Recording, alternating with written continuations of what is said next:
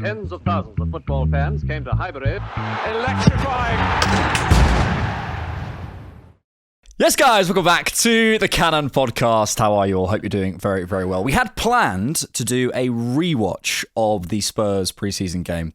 And while George was fast asleep, I went, Georgie boy, can we not do that, please? It would make me very sad. So we're here to do a mailbag, and I'm here with my boy, George. How are you?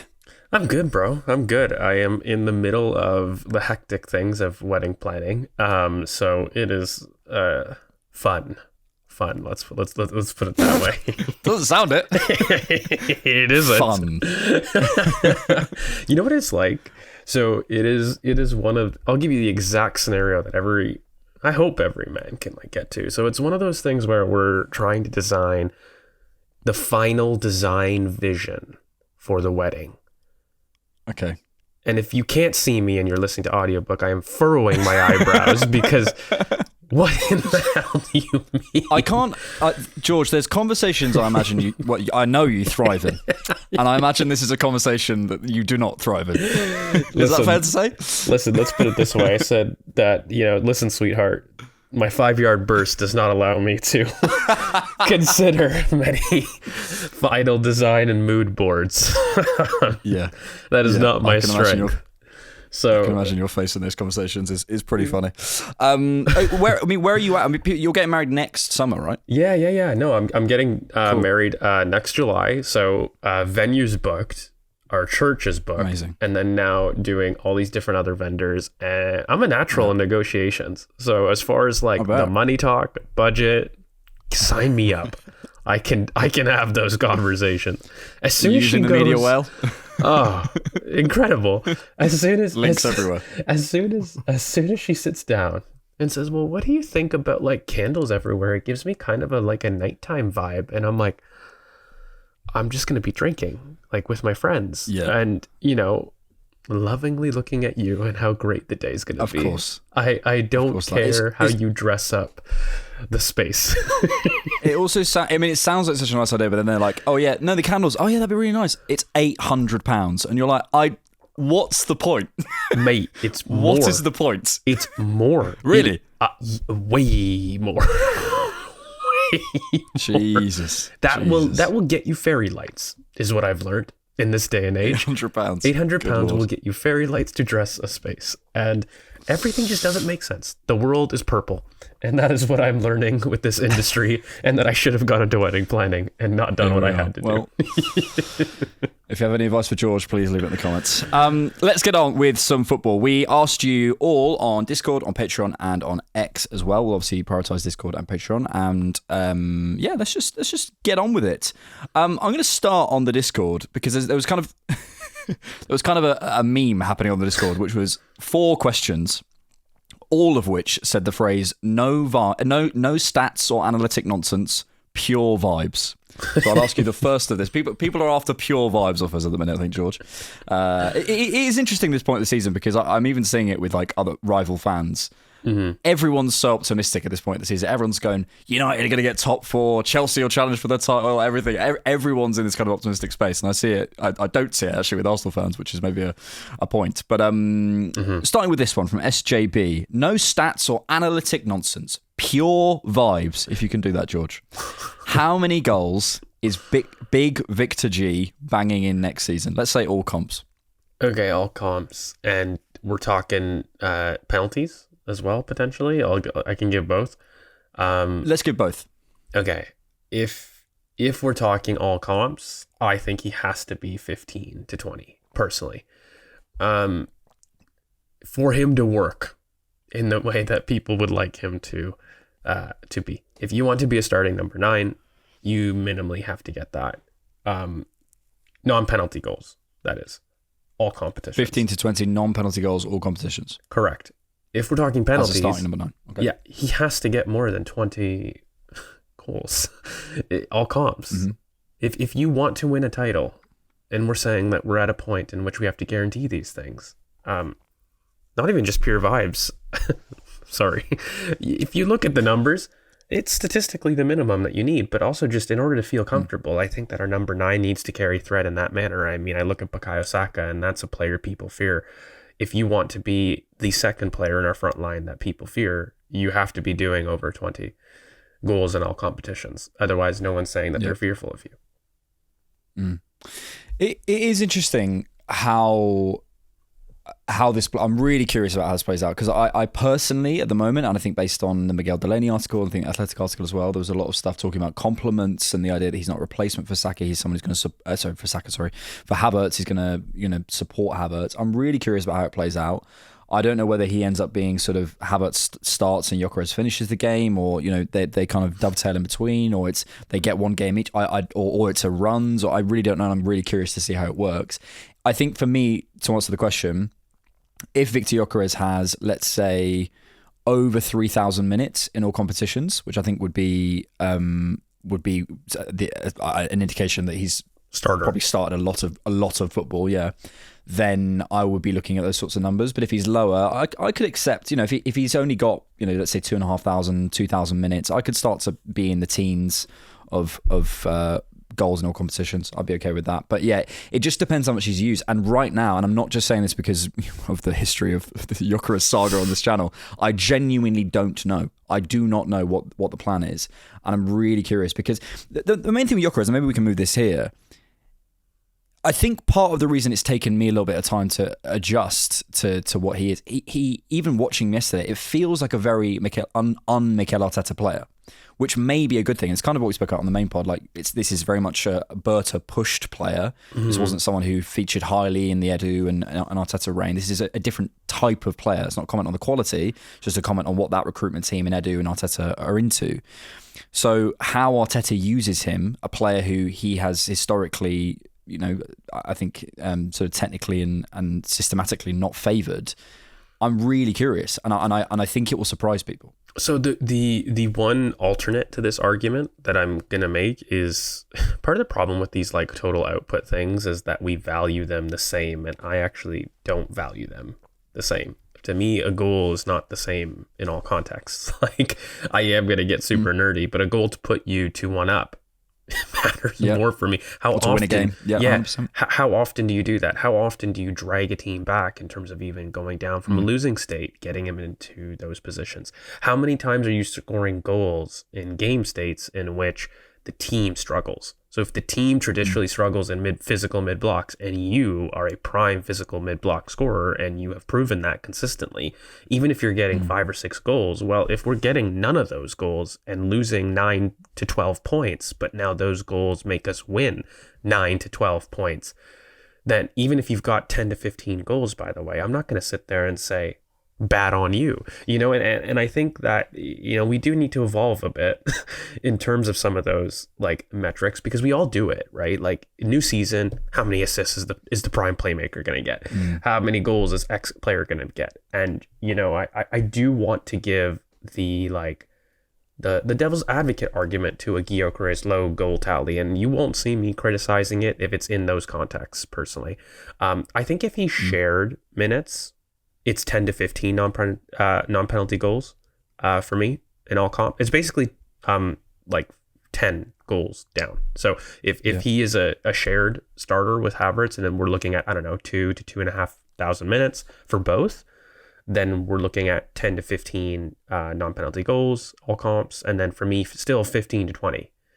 And then I just up that ante if he's now playing 3,000 minutes, because we need that. If the striker's now pulling up those kind of minutes and he's a main starter, 100% we can't be looking at 10 less goals in the total front line.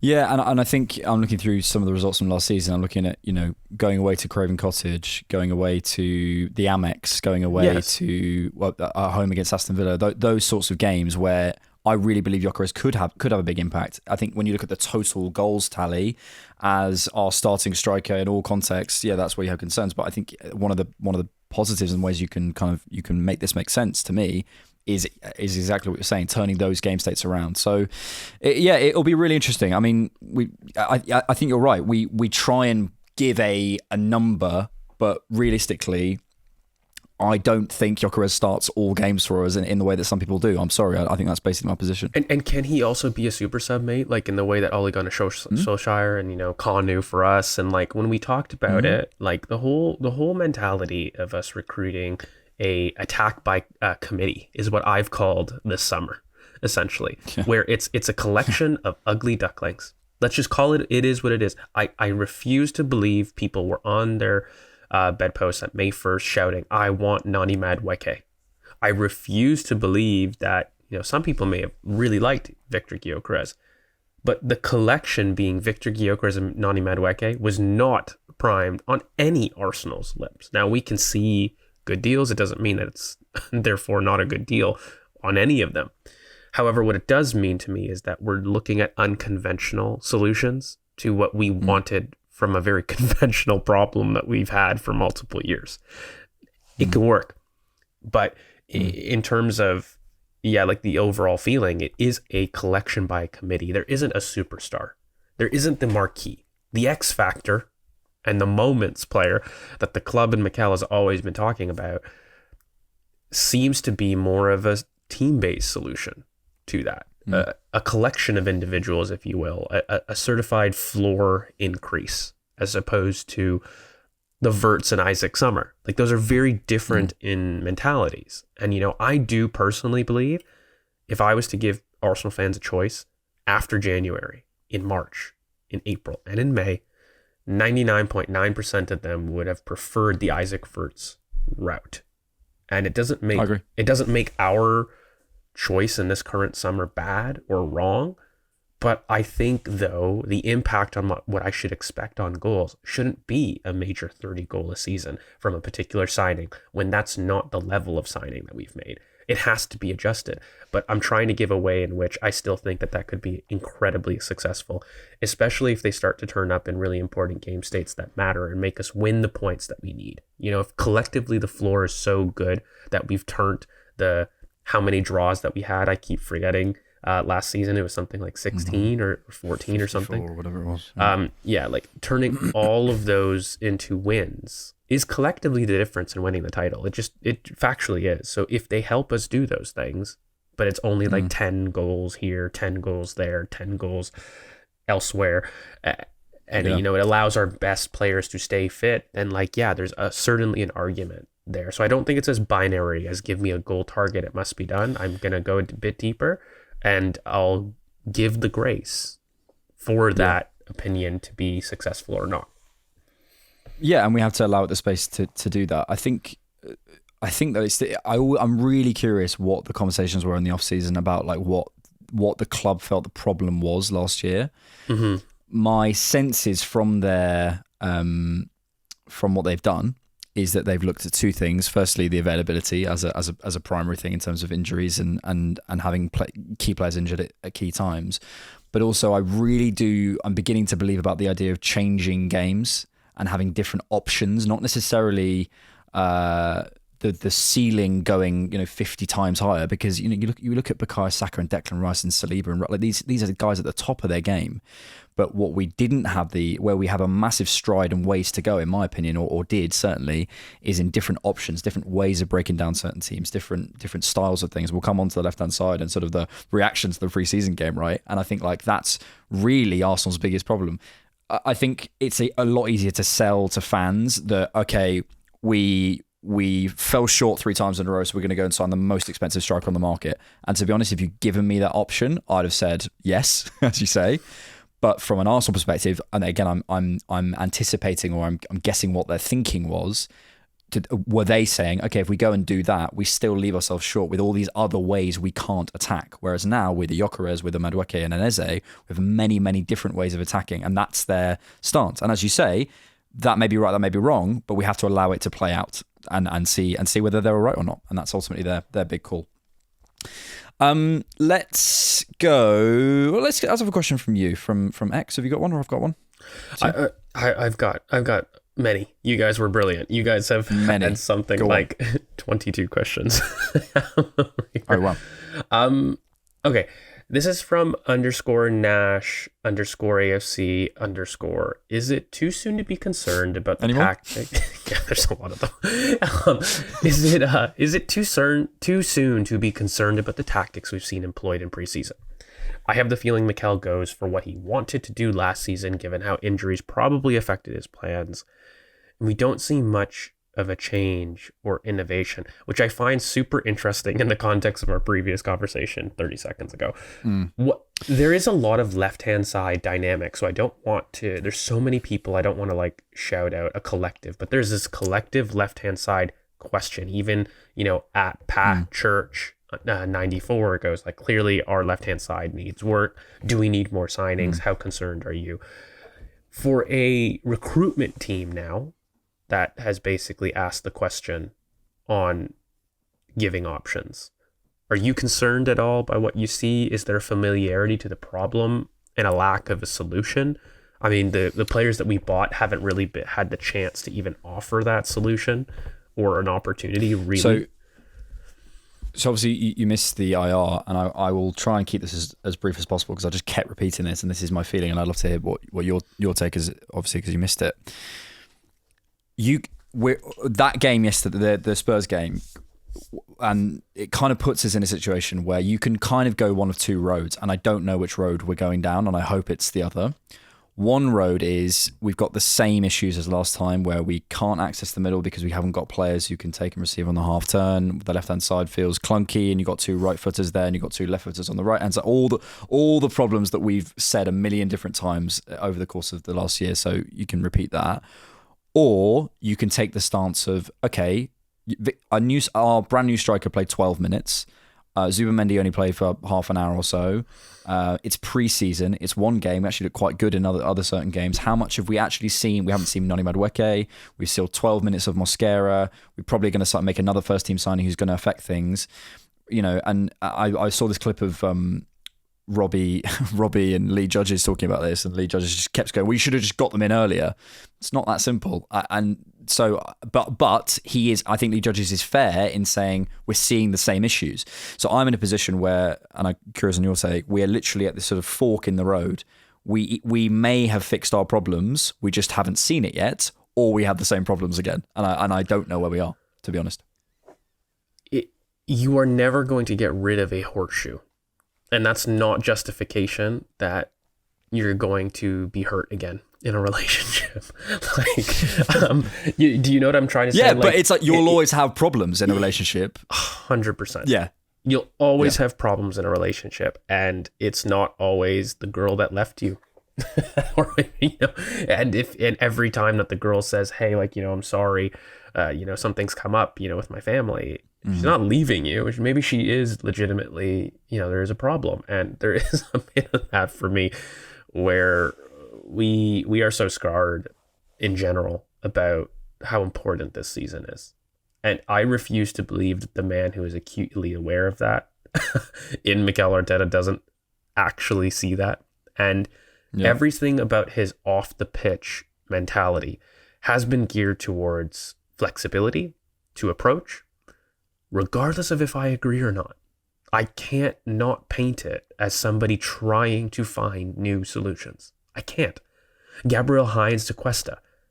That is a huge ideological shift in personality, in approach, in balance, even.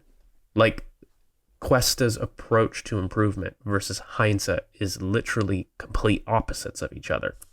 Again, doesn't make it right or wrong, but just factually, they're two different people completely. Then I look at, the whole Madueke, and when we're talking about his optionality on the left, we're talking about Madueke in general in terms of maybe he can operate on the right and push Bukayo Saka inside. Again, flexibility. It's not a standout role. He fits this hole. He fits this thing.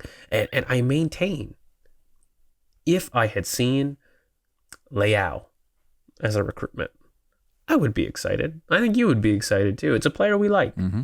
I'm not going to hide from that. But I would be sitting here on the podcast saying there is potential to be afraid that we're just trying to improve what we did. Yes. I refuse to agree that Plug and play. Eberechi. Yes, I refuse to believe that Eberechi Eze is the same as Leao. Yeah. They're not. Yeah. Now, whether he does it or not is definitely something that we've got to see. And the faith in that, I can understand and sympathize with people that saw the game and said, I've seen that before. I'm ready to pull shoot on this relationship. I get it, because this was like a game state that I think a lot of people blame for the reason that we weren't successful last year. That was within our control. There were things that were so much out of our control. That's a non-starting point. Fine, you acknowledge the whole context thing of injuries, yada, yada, yada, yada. People, and I did say this on the pod, I felt that we did go down in coaching decisions a little bit last year. Nothing to the point where I felt it was the main driver of why we didn't get things. But I did feel that the coaching error was a couple percentage points down last season. And I think everybody just wants to, ideally, whatever's in your control, wants to be perfect. And I mean, I also think this is kind of unrealistic, because I do think that Mikel has ultimately done that in earlier parts of his career. So, yeah, yes, I think I saw similar problems. I'm not on the point of basically saying the same team and the same approach equals the season in one game. No, and you can't extrapolate that out. And like, I think it, and that's why I've kind of been like, look, I have to be in a position of I don't know, but I'm also very acutely aware that we haven't seen so many of the solutions that we're gonna see forward. And I think there's a big thing here with just fans in general, and maybe people in general as well.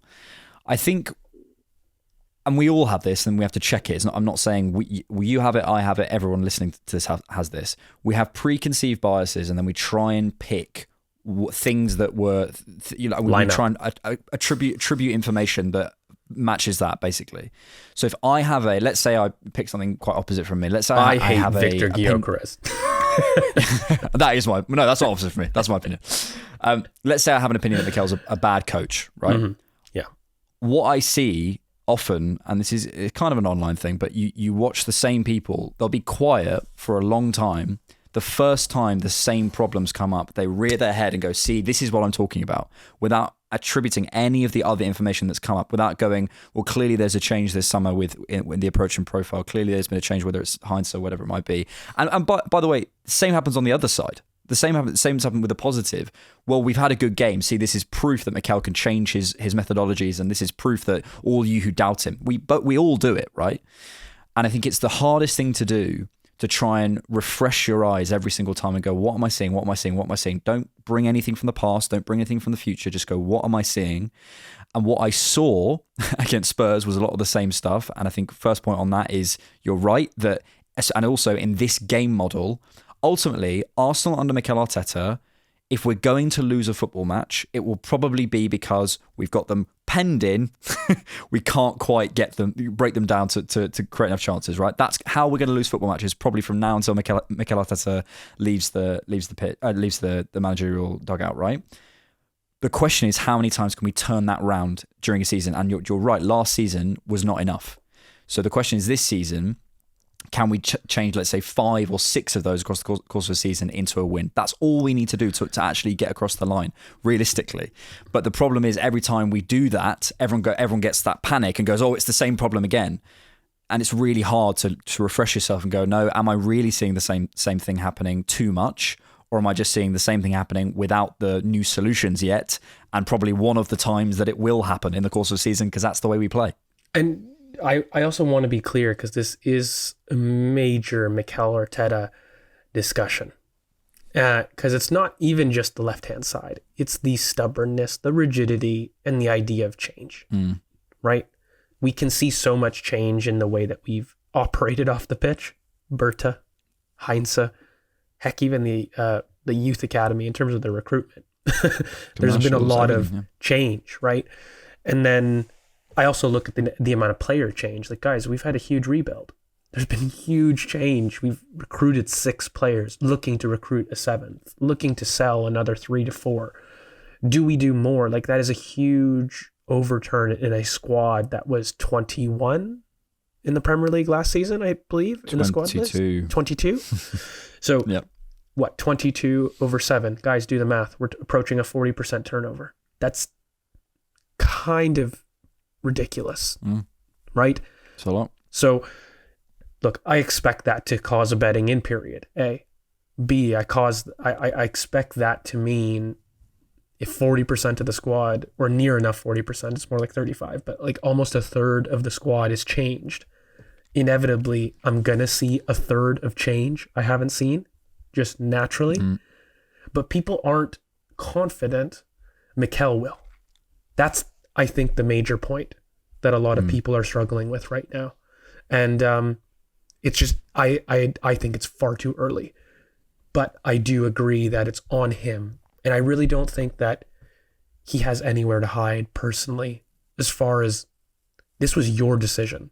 You said we needed moments, X factor, box efficiency, right? You and the club have highlighted that as that's what you told us was the reasons for why it has failed, so to speak, in a couple years. Again, you chose Noni Madueke, Viktor Gyökeres, and this path. You guys have collectively chose it. Maybe people had favorites. Maybe Berta really was the one that pushed Gyökeres. It doesn't matter. You as the coach, who, by the way, was distinctly involved in the hiring of Andrea Berta. I refuse to admit Gyökeres suddenly popped up on May 1st, and that was the point of conversation. I refuse to believe it. Those things happened a lot earlier, and you were okay with it. Now that you've chosen this approach by committee, if you don't play to committee, then people are going to be pissed. They're going to be rightly questioning your the trust that you were saying. Because, you know, you're talking now about the whole horseshoe shape. And the one thing I want to say, mate, is I refuse to agree we don't have tools to fix that right now. I look at Ethan Waneri and the manner that he was able to, like, affect games in the small sample that I've seen, not just last season, but even in preseason. He gives us a different tool in zone 14 as far as a threat goes in terms of shooting outside the box, being able to drop in, receive. Max Dowman, a revelation this season, and yes, I'm going to include him. He has changed the moment in Newcastle. He provided a single-handed solution. I look at Eberechi Eze. That's another player targeted. That seems to be the main next signing. Mate, we do those things. We have added 3 completely different attacking midfield options to change the way that we have attacked. And it won't be the same. It can't be. It just factually can't be if you want to have those players in the squad. So let's see. Let's give the grace for change. You know, when you I don't know, when you bring a girl back into your life, or anybody back into your life, it doesn't have to be a girl. I always go to girls. I don't know why I'm married, but it could be a friend. It could be a friend, you know, that you haven't seen that's burned you in the past. Okay. And they come and they're apologetic. You can't be like, they said the thing, Leonardo DiCaprio, that means they're going to do the exact same thing that they did to hurt me last time. I'm pulling shoot. You can't operate that way in life. So I'm ready to see what he's got. But I do end this monologue saying I think he's got significant pressure. And I really refuse to believe that there was anything other than Mikel's complete faith in the plan this summer. He did not did not do that same contract without getting certain assurances, mate. And this is his design. Whether I agree with everything, and I don't know the complete ins and outs, I don't agree. You can hide behind, he wasn't supported, he didn't execute. This has been a phenomenal execution summer. I can question some of the choices, but they've executed. It's up to you to complete your vision by what your choices have made. And if you don't, there's going to be a lot more criticism, I think, this season more than ever. Yeah. I think he has the tools. And I think, and even with even if we had a similar injury situation to last year, I mean, again, the patience would be down anyway. But I think at some point you just go, mate, it actually doesn't matter. Like, it really doesn't. Like, it comes to a point where you've had enough chances, and that's the task he's got. We'll leave you there on YouTube. If you want to hear the rest of this conversation, you can head over to Patreon or to YouTube memberships and check out the rest of the conversation. We'll be going for another about 45 minutes or so, answering all your questions. But thank you for watching us on YouTube. Thanks for watching, and thanks for keeping it Arsenal. Tens of thousands of football fans came to Highbury.